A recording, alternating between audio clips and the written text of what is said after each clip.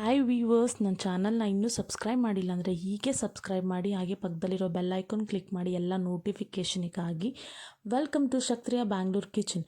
ಇವತ್ತಿನ recipe cabbage pakoda, ಎಲೆಕೋಸಿನ pakoda. Ingredients ಏನೇನಂತ ಹೇಳ್ತಾ ಹೋಗ್ತೀನಿ, ನೋಡೋಣ. ಇಲ್ಲಿ 1 ಕಪ್ ಕ್ಯಾಬೇಜ್ ತೊಗೊಂಡಿದ್ದೀನಿ, ಅದನ್ನು ನಾನು ಉದ್ದುದ್ದಾಗಿ ಸ್ಲೈಸ್ ಮಾಡಿ ಇಟ್ಕೊಂಡಿದ್ದೀನಿ.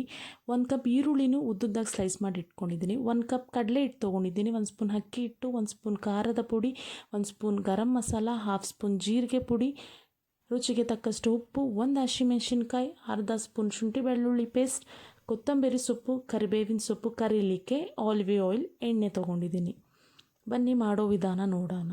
ಇಲ್ಲಿ ಒಂದು ಬೌಲಿಗೆ ನಾನು ಉದ್ದಕ್ಕೆ ಹಚ್ಚಿಟ್ಕೊಂಡಿರುವಂತಹ ಎಲೆಕೋಸನ್ನು ಹಾಕೋತಿದ್ದೀನಿ.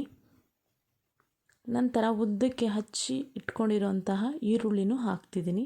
ಉದ್ದಕ್ಕೆ ಹಚ್ಕೋಬೇಕು, ಇದು ಪಕೋಡ ಆಗಿರೋದ್ರಿಂದ. ತದನಂತರ ನಾನು 1 ಹಸಿಮೆಣಸಿನ್ಕಾಯಿ, ಶುಂಠಿ ಬೆಳ್ಳುಳ್ಳಿ ಪೇಸ್ಟ್ 1/2 ಸ್ಪೂನು, ಕರಿಬೇವಿನ ಸೊಪ್ಪು, ಕೊತ್ತಂಬರಿ ಸೊಪ್ಪನ್ನು ಆ್ಯಡ್ ಮಾಡ್ತಿದ್ದೀನಿ. ಇದನ್ನೆಲ್ಲ ಒಟ್ಟಿಗೆ ಆ್ಯಡ್ ಮಾಡ್ತಿದ್ದೀನಿ.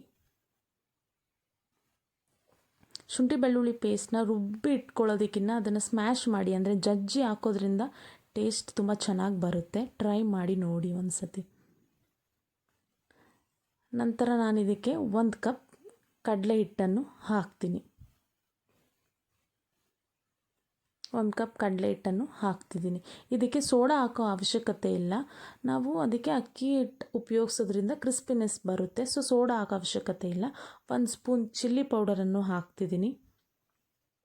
1 ಸ್ಪೂನ್ ಗರಂ ಮಸಾಲವನ್ನು ಹಾಕ್ತಿದ್ದೀನಿ. 1/2 ಸ್ಪೂನ್ ಜೀರಿಗೆ ಪುಡಿಯನ್ನು ಹಾಕ್ತಿದ್ದೀನಿ. ನಂತರ ರುಚಿಗೆ ತಕ್ಕಷ್ಟು ಉಪ್ಪು. ಈ ರೆಸಿಪಿನ ಮಕ್ಳಿಗೆ ಮಾಡಿಕೊಂಡ್ರೆ ತುಂಬ ಇಷ್ಟಪಡ್ತಾರೆ. ಇದನ್ನು ಡ್ರೈ ಮಿಕ್ಸ್ ಆಗಿ ನಾವು ಫಸ್ಟ್ ಕಳಿಸ್ಕೋಬೇಕು. ನಂತರ 2 ಸ್ಪೂನು ನೀರನ್ನು ಹಾಕಬೇಕು. ಜಾಸ್ತಿ ನೀರು ಹಾಕಬಾರ್ದು, ಎಲೆಕೋಸೆ ನೀರು ಬಿಡುತ್ತೆ. ಮತ್ತು ಇದು ನೆನೆಸಿಟ್ಟು ಮಾಡೋ ಅವಶ್ಯಕತೆ ಇಲ್ಲ, ಅಲ್ಲೇ ಕಲಸಿ ಅಲ್ಲೇ ಮಾಡ್ಬೋದು, ಬೇಗ ಕೂಡ ಆಗುತ್ತೆ. ಈ ಕನ್ಸಿಸ್ಟೆನ್ಸಿ ಬರೋವರೆಗೂ ನಾವು ಕಲಿಸ್ಬೇಕು. ಈಗ ಒಂದು ಪ್ಯಾನ್ ಇಟ್ಕೊಂಡಿದ್ದೀನಿ, ಅದಕ್ಕೆ ನಾನು ಆಲಿವ್ ಆಯಿಲ್ನ ಹಾಕ್ತಿದ್ದೀನಿ. ಇದು ದಿ ಬೆಸ್ಟ್ ಆಯಿಲ್ ಅಂತ ನಾನು ಹೇಳೋಕ್ಕೆ ಇಷ್ಟಪಡ್ತೀನಿ ಫ್ರೆಂಡ್ಸ್. ರೈಸ್ ಬ್ರ್ಯಾನ್ ಆಯಿಲ್ಗಿನ್ನ, ಸನ್ಫ್ಲವರ್ ಆಯಿಲ್ಗಿನ್ನ ಇದು ಆರೋಗ್ಯಕ್ಕೆ ತುಂಬ ಒಳ್ಳೆಯದು. ಎಲ್ಲರೂ ಇದನ್ನೇ ಟ್ರೈ ಮಾಡಿ ಫ್ರೆಂಡ್ಸ್.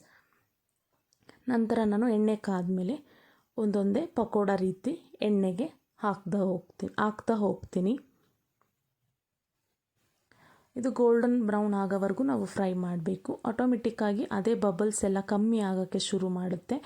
ಆವಾಗ ಅದು ಆಗಿದೆ ಅನ್ನೋ ಅರ್ಥ ನಮಗೆ ಕೊಡುತ್ತೆ. ಕ್ರಿಸ್ಪಿ ಆಗೋವರೆಗೂ ನಾವು ಫ್ರೈ ಮಾಡಬೇಕು. ಇದು ಟೀ ಜೊತೆ, ಕಾಫಿ ಜೊತೆ, ಈವ್ನಿಂಗ್ ಸ್ನ್ಯಾಕ್ಸ್ಗೆ ತುಂಬ ಚೆನ್ನಾಗಿರುತ್ತೆ ಫ್ರೆಂಡ್ಸ್. ಎಲ್ಲರೂ ಟ್ರೈ ಮಾಡಿ ನನಗೆ ಕಮೆಂಟ್ ಮಾಡಿ. Thanks for watching.